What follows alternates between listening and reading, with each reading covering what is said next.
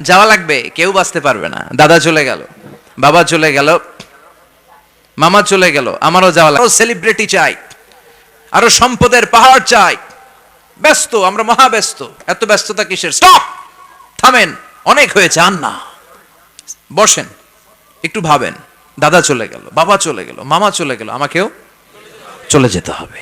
মাঝে মাঝে কবরস্থানে যাবেন, যে একটু দেখবেন এই কবরস্থানে শিশুরা শুয়ে আছে, কিশোররা শুয়ে আছে, আপনার মতো তাগড়া যুবকরা শুয়ে আছে, ওদেরও রক্ত গরম ছিল আপনার মতো। আজ ওরা নাই, সব শেষ, আপনাকেও যেতে হবে। মহান সেই সত্তা যার হাতে ক্ষমতা, চিল্লায় বলেন ক্ষমতা কার হাতে? আমাদের হাতে কোনো ক্ষমতা নাই, আমরা হলাম দুর্বল। আমরা কি দুর্বলের ঘরের দুর্বল। আমরা যখন জন্মেছিলাম দুর্বল।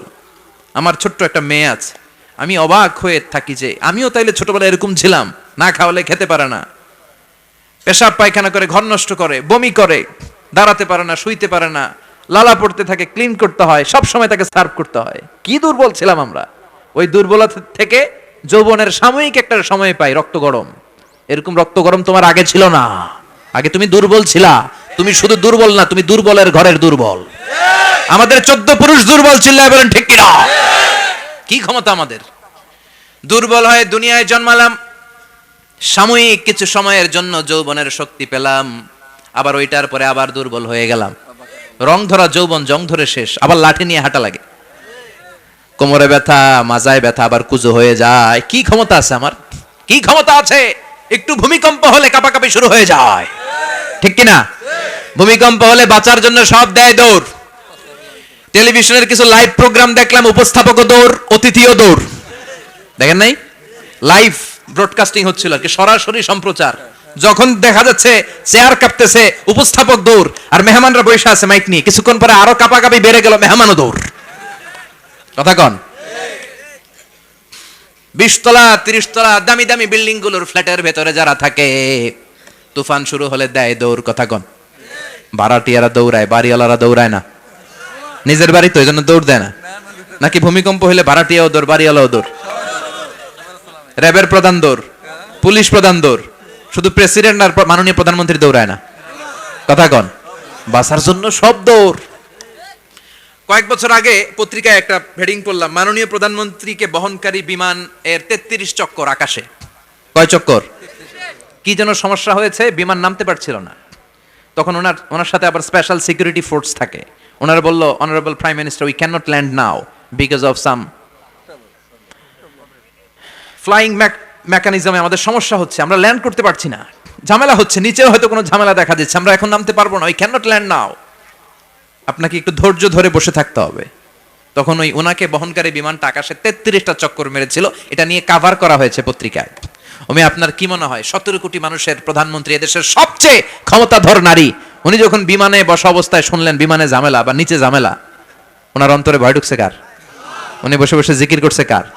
তাহলে দেখেন, ক্ষমতাও সবসময় কাজে লাগে না। চিৎকার করে বলেন ঠিক কিনা? ক্ষমতা আপনারে বাঁচাতে পারবে না। আপনারে বাঁচাতে পারে একজন, চিৎকার করে বলেন তিনি কে? এজন তুফান যখন শুরু হয়, জলোচ্ছ্বাস যখন শুরু হয়, ঘূর্ণিঝড় যখন শুরু হয়, সিডর যখন শুরু হয়, বন্যা যখন শুরু হয়, তখন বোঝা যায় আল্লাহ কারে কয়। কক্সবাজারে যখন জলোচ্ছ্বাস হয়, মহেশখালী দ্বীপে যখন তুফান হয়, টর্নেডো হয়, জলোচ্ছ্বাস হয়, গৌতম বুদ্ধের অনুসারী যেই বুদ্ধ ধর্মের লোকেরা আছে, বৌদ্ধ পাদ্রীরাও নেমে নেমে জিকির করা শুরু করে দেয় কার? সবাই তখন পড়ে লা ইলাহা লা ইলাহা ইল্লাল্লাহু মুহাম্মাদুর রাসূলুল্লাহ সাল্লাল্লাহু আলাইহি ওয়াসাল্লাম। বিপদে পড়লে বোঝা যায় আল্লাহ কারে কয়। আমি একবার বিপদে পড়ছি, বরিশাল গিয়েছিলাম, বাসে ফিরে আসতেছি লঞ্চে, ওই লঞ্চে তুফান হয়েছিল। তখন বুঝলাম যে কি ভয়ঙ্কর অবস্থা। ওই লঞ্চের সবাই আস্তিক নাস্তিক, মুসলমান হিন্দু সবাই জিকির করা শুরু করে দিয়েছে আল্লাহর। সুবহানাল্লাহ কইবেন না? লঞ্চ যখন কেঁপে ওঠে, সবাই বলে বাঁচাও। আমি কইলাম কে বাঁচাইবে ওকে? হুজুর আপনি বাঁচান। আমি বললাম তাইলে আমারে বাঁচাইবো কেডা? কয় আল্লাহ। আল্লাহ ছাড়া বাঁচাতে পারে কেউ? আমরা মাঝে মাঝে বাংলাদেশের বিভিন্ন জেলাগুলোতে যখন প্রোগ্রামে যাই, এত দূরত্ব থাকে, আমরা কারে ড্রাইভিং করে যে প্রোগ্রামে অংশগ্রহণ করা সম্ভব হয় না। ফলে আমরা মাঝে মাঝে সিভিল এভিয়েশনের যে আভ্যন্তরীণ বিমানবন্দরের বেসামরিক বিমান যেগুলো চলাচল করে প্যাসেঞ্জার প্লেন, এগুলো ইউজ করি। ঢাকা থেকে এগুলো চলে, সৈয়দপুরে যায় কিছু, রাজশাহীতে, সিলেটে, চিটাগাংয়ে যায়, যশোর এয়ারপোর্টে যায় এবং কক্সবাজারে যায়। তো আমরা এগুলোতে যখন চড়ি মাঝে মাঝে কিছু এয়ার হোস্টেজ আসে, এরা খুবই সুন্দরী, বিউটিফুল লেডি, এদেরকে সাজিয়ে ওইভাবে আনা হয়। এদের আবার কয়েকটা বাচ্চা টাচ্চা হয়ে গেলে এদেরকে চাকরিতে রিক্রুট করে না, কারণ এদের সৌন্দর্যটাই পুঁজি। এই সুন্দর ড্রেস নিয়ে এরা আমাদেরকে খাবার সার্ভ করে। আর বিমানটা যখন আকাশের দিকে উঠতে থাকে তখন বলে, ভদ্র মহিলা, ভদ্র মহোদয়গণ, আপনাদের সিট বেল্টই বেঁধে নিন, এখনই শাহজালাল আন্তর্জাতিক বিমানবন্দর থেকে 14,000 ফুট উপর দিয়ে এটা চিটাগাঙে পৌঁছবে। আল্লাহু আকবার, আল্লাহু আকবার, আল্লাহু আকবার, সুবহানাল্লাযী সাখখারা লানা হাযা ওয়া মা কুন্না লাহু মুকরিনিন ওয়া ইন্না ইলা রাব্বিনা লামুনকালিবুন। দেখতে সুন্দরী, লিপস্টিক মেরে, ডিজাইন করে, মেকআপ নিয়ে, সুটেড বুটেড হয়ে এসেছে, কিন্তু যখনই বিমানটা 14,000 ফিট উপরে ওঠে তখন তার মুখ দিয়ে বেরোয় আল্লাহু আকবার। কারণ সেও ভালো করে জানে এই 14,000 ফিট উপরে আমার আব্বা নাই, আমার আম্মা নাই, মাননীয় প্রধানমন্ত্রী নাই, পুলিশ নাই, র্যাব নাই, এই হাওয়ার উপরে বিমানটা চলে, ওখানে কেউ আমারে বাঁচাতে পারে না, একজন ছাড়া চিল্লায় বলো তিনি কে? তখন তারাও বাধ্য হয়ে পড়ে আল্লাহু আকবার।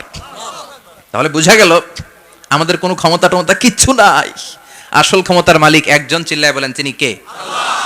সে আল্লাহ বললেন, তাবারাকাল্লাযী বিয়াদিহিল মুলকু ওয়া হুয়া আলা কুল্লি শাইইন কাদির। সুমহান সেই সত্তা যার হাতে ক্ষমতা, ক্ষমতা কার হাতে? সব ক্ষমতার মালিক আল্লাহ। তবে আমাদেরকে আল্লাহ কিছু ক্ষমতা দিয়েছে, এটা লিমিটেড। এটা কি? যেমন এই যে মাননীয় প্রধানমন্ত্রী ওনার দল নিয়ে, বাংলাদেশ আওয়ামী লীগ নিয়ে যে ক্ষমতায় আসলেন, কয় বছরের মেয়াদে? কোন কোন দেশে ক্ষমতায় আসে 10 বছরের মেয়াদে, আছে না নাই? আল্লাহ আসছে কয় বছরের মেয়াদে? 30 বছর, 40 বছর। আল্লাহর ক্ষমতার মেয়াদ 100 বছর, এরপরে রিনিউ করা লাগবে। এটা কথা বলেন। আল্লাহ বলেন, হুয়াল আউয়ালু ওয়াল আখিরু ওয়াল যাহিরু ওয়াল বাতিন ওয়া হুয়া বিকুল্লি শাইইন আলিম। আমি প্রথম, আমি শেষ, আমি প্রকাশ্য, আমি গোপন। ঠিক কিনা? প্রথমে আল্লাহ আল্লাহ, শেষেও আল্লাহ আল্লাহ, আকাশে আল্লাহ আল্লাহ, জমিনে আল্লাহ আল্লাহ। সবাই পড়েন, প্রথমে আল্লাহ আল্লাহ, শেষেও আল্লাহ আল্লাহ, আকাশে আল্লাহ আল্লাহ, জমিনে আল্লাহ আল্লাহ। নিখিল জাহান গায়ে গুণগান, তার নামে গায় আমরাও গাহি তাআলা, হামদে বারি তাআলা, হামদে বারি তাআলা, হামদে বারি তাআলা। সুবহানাল্লাহ পড়েন। আল্লাহ বলে, আমার ক্ষমতা তোদের মতো 5 বছরের মেয়াদে না, 10 বছরের মেয়াদে না, 20 বছর, 30 বছরের মেয়াদে না, আমি চিরকালের জন্য ক্ষমতার চেয়ারে বসা। চিরকালীন মেয়াদ, সৃষ্টির সূচনার আগ থেকে তিনি আছেন, অনাদিকাল পর্যন্ত তিনি থাকবেন। তার ক্ষমতার মেয়াদ আনলিমিটেড মেয়াদ। চিৎকার করে বলেন ঠিক কিনা? আবার পৃথিবীর অনেক দেশে দেখবেন ডেমোক্রেটিক সিস্টেমে, আমাদের দেশেও তো গণতান্ত্রিক সিস্টেমে ভোটাভুটির মধ্য দিয়ে ক্ষমতায় আসে না? যাদেরকে ভোট দেওয়া হয় বেশি তারা ক্ষমতায় চলে যায়। আল্লাহ তো ভোটে আসছে ক্ষমতায়, কথা কন। তো কেমনে আসছে? কারচুপি করে, কথা বলেন। আল্লাহ ভোটে আসা লাগে নাই, কেউ তাকে ভোট দেওয়া লাগে না। আবার অনেক দেশে আছে মোনার্কি সিস্টেম, রাজতন্ত্র, রাজার পোলা রাজা, আল্লাহর বাপ ছিল রাজা, এই জন্য আল্লাহ রাজা। কথা বলেন না, আল্লাহ রাজতন্ত্রের সিস্টেমে আসে নাই। আবার অনেক দেশে আছে ডিক্টেটরশিপ, একবার ক্ষমতা পাইলে মাগারছে আর সারে না, আছে না নাই? 20 বছর 30 বছর চলতেই থাকে, আছে না নাই? আল্লাহ কি এই সিস্টেমে আসছে? আল্লাহর ক্ষমতার সাথে পৃথিবীর কারো ক্ষমতার কোনো মিল নাই। চিৎকার করে বলেন ঠিক কিনা? আবার অনেক দেশে কোয়ালিশন করে ক্ষমতায় যেতে হয়, জোট করে। জোটের রাজনীতি এদেশে আছে না নাই? 4 দলীয় জোট, 10 দলীয় জোট, 14 দলীয়, 18 দলীয়, 20 দলীয়, মহাদলীয়, মহাজোট, সামনে হবে মহাজোট। কথা ঠিক কিনা বলেন? তো আল্লাহ কিরকম জোট করে আসা লাগছে? কথা বলেন। তার মানে আল্লাহর ক্ষমতা আমাদের ক্ষমতা এক নয়। আবার পৃথিবীর অনেক দেশে গণ অভ্যুত্থানের মাধ্যমে অনেককে ক্ষমতা থেকে নামানো হয়, ঠিক কিনা? গণ অভ্যুত্থান হয় না? সেনাবাহিনীরা কু করে না? মিলিটারি কু করে ক্ষমতা থেকে নামায়। তো আমরাও যদি আল্লাহর বিরুদ্ধে একটা আন্দোলন করি, আল্লাহ তো নেমে যাবে? নামানো যাবে না? আচ্ছা, আমরা পারলাম না, জিনেরা যদি আমাদের সাথে যোগ দেয়, মানুষ জিন ভাই ভাই, আল্লাহর রক্ষা নাই। কথা বলেন, তাও পারা যাবে না? ফেরেশতারাও যদি কয় আমরাও মানি না, তাইলে তো শেষ আল্লাহর গদি। আল্লাহ বলে গোটা বিশ্বের সবাই মিলে যদি আমার বিরুদ্ধে আন্দোলনে নেমে যাস, আমার ক্ষমতার বিরুদ্ধে যদি মিছিল দেয়া শুরু করে দিস, আমার ক্ষমতার 1 ইঞ্চিও কমাতে পারবি না। সুবহানাল্লাহ পড়েন। এজন্য আল্লাহ বললেন তাবারাকাল্লাযী বিয়াদিহিল মুলকু ওয়া হুয়া আলা কুল্লি শাইইন কাদির। সুমহান সেই সত্তা যার হাতে ক্ষমতা, ক্ষমতা কার হাতে? আবার দেখবেন পৃথিবীর অনেক দেশের রাজা সিস্টেম, যেখানে বয়সের ভারে যখন নুজ্জ হয়ে যায়, 80-90 বছর বয়স হয়ে যায়, স্বেচ্ছায় ক্ষমতা ছেড়ে দেয়, ছেড়ে দিয়ে রিটায়ারমেন্টে যায়। কথা কন, শোনেন নাই মনে হয়? আছে না নাই? অনেক রাজা স্বেচ্ছায় ক্ষমতা ছেড়ে দিয়ে রিটায়ারমেন্টে যায়, বয়সের ভারে নুজ্জ। তো আল্লাহ তো ওই কবে থেকে ক্ষমতায়, বুড়া হয়ে গেছে না এখন? কথা কন, এখন আল্লাহর চলতে লাঠি লাগে, আগের মতো ক্ষমতা নাই। চোখে সানগ্লাস লাগে, পাওয়ারওয়ালা গ্লাস ছাড়া আল্লাহ মনে হয় দেখে না। কথা কন, যেই ফেরাউনকে আল্লাহ সাগরের জলে ডুবিয়ে মারলো, যেই নমরুদকে আল্লাহ শেষ করে দিল, যেই কারণকে আল্লাহ শেষ করে দিল, সেই আল্লাহ আজও আগের ক্ষমতা নিয়ে ছেড়ে নাই। এজন্য বিয়াদিহিল মুলক, তার হাতে ক্ষমতা। ওহু আলা কুল্লি শাইইন কাদির, তিনি চাইলে সব করতে পারেন। তিনি রাজারে প্রজা বানাতে পারেন, প্রজারে রাজা বানাতে পারেন, ধনীরে গরিব বানাতে পারেন, গরিবরে ধনী বানাতে পারেন। তিনি সাগরকে মরুভূমি করতে পারেন, মরুভূমিকে দরিয়া করে দিতে পারেন। তিনি কে? ওয়া হুয়া আলা কুল্লি শাইইন কাদির। তিনি যেটা চান সেটাই করতে পারেন। চিল্লায় বলেন ঠিক কিনা? এরপর আল্লাহ বললেন আল্লাযী খালাকাল মাউতা ওয়াল হায়াতা লিয়াবলুয়াকুম আইয়ুকুম আহসানু আমালা। ও আল্লাহর আদেশে দেহে ঢুকে, আল্লাহর আদেশে বের হয়ে যায়, ঠিক কি না? এই যে ছোট্ট বাচ্চাটার দেহের ভিতরে যে রূহ ঢুকলো, কে দিল? আল্লাহ। 120 দিনের আগে মানব শিশুর দেহের ভিতরে কিন্তু রূহের ফুৎকার হয় না।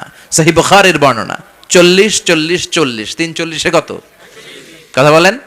প্রথম 40-এ থাকে নুতফা, তারপরের 40-এ হয় আলাকা, তারপরের 40-এ হয় মুদগা, sperm drop, blood clot and then the little flesh. ছোট্ট নাপাক পানি ছিলা, শুক্রাণু ছিলাম আমরা। কি ছিলাম? শুক্রও ছিলাম না, শুক্রাণু, শুক্রের অণু। 1 ফোঁটা শুক্রের মধ্যে 20 কোটি অণু থাকে, ওই 20 কোটির একটা ছিলাম আমি আর আপনি। সুবহানাল্লাহ বাড়িতে গিয়ে বলেন। ডিম্ব আমরা ছিলাম না, আমরা ছিলাম ডিম্বাণু, ডিম্বের এই ডিম্বাণু আর শুক্রাণু দুইটা মিলে আল্লাহ আমাদেরকে বানায় ফেললেন জাইগট, সেখান থেকে এমব্রয়ো, তারপরে আস্তে আস্তে ইনিশিয়াল স্টেজগুলো শেষে একটার পর একটা স্টেজ পার করে তিনি আমাদেরকে বানালেন আলাকা, সেখান থেকে মুদগা। আমাদের দেহের ভেতরে তিনি স্কেলিটন ভরে দিলেন, কঙ্কাল, মাথার স্কাল দিলেন, খুলি দিলেন, নাক কান গলা দিলেন, আমার রেসপিরেটরি সিস্টেম চালু করে দিলেন। কত ছোট ছিলাম আমি, ক্ষুদ্র ছিলাম আমি। ফালয়ানযুরিল ইনসানু মিম্মা খুলিকা মিম্মা ইন দাফিক। মানুষের উচিত তার সৃষ্টি প্রক্রিয়ার দিকে নজর করে তাকানো। বাবার পিঠ থেকে সবেগে নির্গত হওয়া পানি দিয়ে মায়ের পেটে তোমারে ঢুকায় দিল কে? নাপাক পানি থেকে ছোট্ট ব্যাঙ্গাচির মতো ছিলাম, জোকের মতো মায়ের জরায়ুর দেয়ালে লেগেছিলাম। সেখান থেকে বড় করতে করতে আমার রেসপিরেটরি সিস্টেম, আমার হেয়ারিং সিস্টেম, আমার সব সিস্টেমগুলো তিনি আমার দেহের ভিতরে সেট করে দিল। চিল্লায় কোন সুবহানাল্লাহ। 120 দিনের সার্টেন পিরিয়ড শেষে তিনি দেহের ভিতরে রুহের ফুৎকার দিলেন। দেয়া মাত্রই আমার রুহুতে ধপ ধপ ধপ শুরু হয়ে গেছে।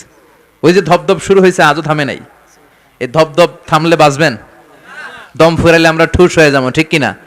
আরে মানুষ রঙিন ফানুষ, দম ফুরাইলে তবু তো ভাই কারোরই নাই একটুখানি। আরে মানুষ রঙিন ফানুষ, রঙিন ফানুষ, আইরে মানুষ। সুবহানাল্লাহ বলেন। সে আল্লাহ বললেন, গোলাম, জীবন আর মরণের মাঝখানে আমি তৈরি করেছি রুহু। পৃথিবীর বিজ্ঞানীরা সব বানাতে পারে, কম্পিউটার বানাতে পারে, প্লেন বানাতে পারে, হেলিকপ্টার বানাতে পারে, রকেট বানাতে পারে, কিন্তু গোটা বিশ্বের সব বিজ্ঞানীরা মিলে কি রুহু বানাতে পারে নাকি? কথা বলেন। গত বছর সোফিয়া নামে একটা রোবট আসছিল না? কথা কন। ওটা মাথা উঁচু করে নিচু করে কথা বলতে চায়, মানুষের মতো হতে চায়। আসলে কি মানুষ? ওটার মধ্যে কি রুহু আছে? রুহু বানাইতে পারবে কেউ? এই রুহু নিয়ে যে কত গবেষণা, মুমূর্ষ রোগীদের উপর গবেষণা চালিয়েছে অনেক। বুলেট প্রুফ গ্লাসের ভিতরে মুমূর্ষ রোগীকে রেখে রেখে তারা চেক করতে চেয়েছে আমেরিকান বিজ্ঞানীরা যে রুহু কোন দিক দিয়ে বের হয়। তারা ওজন করে দেখে, মানুষ মরে গেলে কোনো লাশের ওজন বেড়ে যায়, কোনো লাশের ওজন কমে যায়। যেটাতে কমে গেছে 2-1 কেজি কমে যায়, তার অবাক। কিরে, আগে ছিল 80 কেজি, এখন হয়েছে 78 কেজি, তার মানে 2 কেজি না, এটাই রুহু। এটাই কি? এটা হচ্ছে গবেষণার ধাপ। অনেকগুলো মডিউল তারা আনে, অনেক মুমূর্ষু রোগীকে গ্লাস ফিটিং করা, ইন্টেন্সিভ কেয়ারে রেখে তারা অবজার্ভ করে, আর অক্সিজেন মাস্ক খুলে দিয়ে তারা দেখে যে লোকটা ছটফট করে কিভাবে মরে। মরার আগে ওজন মাপ ছিল 80 কেজি, মরে গেছে পরে আবার ওজন দিয়ে দেখে 78 কেজি। কমছে কয় কেজি? বিজ্ঞানে কয় পাইছি। সবাই কয় কি পাইছো? কয় রুহু। কই পাইলেন? কয় আগে 80 এখন 78, 2 কেজি। রুহুর ওজন কয় কেজি? তো বিজ্ঞানীদের সিস্টেম হচ্ছে যে কোনো একটা বিষয়ের উপর গবেষণা চালালে তারা পূর্ণাঙ্গ ডিসিশনে পৌঁছতে পারে না। They couldn't jump to the final conclusion just on one module, based on one module they can't do it. তাদের অনেকগুলো মডিউল আনতে হয়। তারা আবার নমুনা আনলো আরেকটা, মুমূর্ষু রোগী, অক্সিজেন চেম্বার লাগানো, মাস্ক লাগানো, এটা খুলে ফেললে মরে যাবে। বুলেট প্রুফ করা গ্লাসের ভিতরে ঢুকিয়ে, এটার ওজন মাপ, এটার ওজন 60 কেজি। কয় এবার মাস্ক খোল, মাস্ক খুলছে ছটফট ছটফট করে, এটা শেষ। এবার মাপ দেখ, এবার মাইপা দেখা গেছে 63 কেজি। কয় কেজি বাড়ছে? এক একটার এক এক সিস্টেম হইতেছে, কোনোটা কমে, কোনোটা বাড়ে, কোনোটা কিচ্ছু হয় না। সবাই কয় তাইলে আপনি রুহু পাইলেন কই? আগেরটা কম ছিল, মনে করছিলেন 2 কেজি কমছে, ওইটাই রুহু, এখন 3 কেজি বাইরে গেছে, মিলাইবেন কি দিয়া? কথা কন। আল্লাহ ডেকে বলে, গোলাম কিয়ামত পর্যন্ত একটার পর একটা মুমূর্ষু রোগীকে বুলেট প্রুফ গ্লাসের ভেতরে ঢুকাতে পারবি, গবেষণা করতে পারবি, মাগার রুহু খুঁজে পাবি না। চিল্লায় বলেন ঠিক কিনা? কারণ এই রুহুর মালিক কে? আল্লাহ। সে আল্লাহ বললেন, আল্লাযী খালাকাল মাউতা ওয়াল হায়াতা লিয়াবলুয়াকুম আইয়ুকুম আহসানু আমালা। জীবন আর মৃত্যু বানালাম তোমাদেরকে পরীক্ষা করার জন্য। পরীক্ষা আছে না নাই? গোটা দুনিয়াটাই পরীক্ষা। আল্লাহ যারে পছন্দ করে বেশি তার পরীক্ষাও আসাদুন নাসি বালাআন আল আম্বিয়া। এই পৃথিবীতে আল্লাহ সবচেয়ে বেশি বালা মুসিবত দিয়ে পরীক্ষা করেছেন নবীদের, কারণ নবীরা আল্লাহর কাছে কম প্রিয় না বেশি প্রিয়? যেহেতু প্রিয় বেশি, পরীক্ষাও। এজন্য মুমিনের উপর যদি পরীক্ষা আসে, মুমিনের উপর যদি অত্যাচার আসে, মুমিনের উপর যদি ধৈর্যের পরীক্ষা আসে, জেল জরিমানা আসে, মুমিন ওইটারে ভয় পায় না। মুমিন ভয় পায় একজনকে। চিল্লায় বলেন তিনি কে? কারণ আল্লাহর ঘোষণা, ওয়ালা তাহিনু ওয়ালা তাহজানু। ঘোষণাটা কার? ভয় নাই, তোদের চিন্তা নাই। আনতুমুল আ'লাউনা ইন কুনতুম মুমিনিন। তোমরাই বিজয়ী হবা যদি মুমিন হও, যদি মুমিন হও। এজন্য ধৈর্যের পরীক্ষা দিতে হবে, আল্লাহর উপর তাওয়াক্কুল করতে হবে, অত্যাচার আর জুলুম আল্লাহর নামে সহ্য করে যেতে হবে। চিল্লায় বলেন ঠিক কিনা? কারণ মুসলিমের সাথে আল্লাহ থাকে। মুসলিমের বদদুয়াকে বিশ্বনবী ভয় করতে বলেছেন, কারণ মুসলিমের বদদুয়ার মাঝে আর আল্লাহর মাঝে পর্দা থাকে। যারা দুনিয়ার বুকে জুলুম করে তাদেরকে ক্ষমতার মসনদ থেকে নামিয়ে দেয় কে? আর যারা মজলুম হয়, যাদের রক্ত দিয়ে জমিন ভেজে, তাদেরকে জমিনের ক্ষমতা দিয়ে দেয় কে? আর যারা রক্ত ঝরায়, ইতিহাস বলে তারা শেষ পর্যন্ত প্রাণ আর জান নিয়ে পালাবার জায়গাটা পায় না। চিল্লায় বলেন ঠিক কিনা? এজন্য মুমিন খুব ভালো করে জানে, রাত্রি যত গভীর হয়, সুবহে সাদিকের সময় কাছে আসতে থাকে। গর্ভবতী নারীর পেটের জ্বালা যন্ত্রণা, ব্যথার পেইন যত বাড়ে, নতুন মেহমান আগমনের সময় কাছে আসতে থাকে। তেমনি ইসলামের পক্ষের শক্তির উপর যদি অত্যাচার, অনাচার, স্টিম রোলার বেড়ে যায়, এটা প্রমাণ করে ইসলামের বিজয়ের সময় কাছে আসতে শুরু করেছে। চিল্লায় বলো ঠিক কিনা?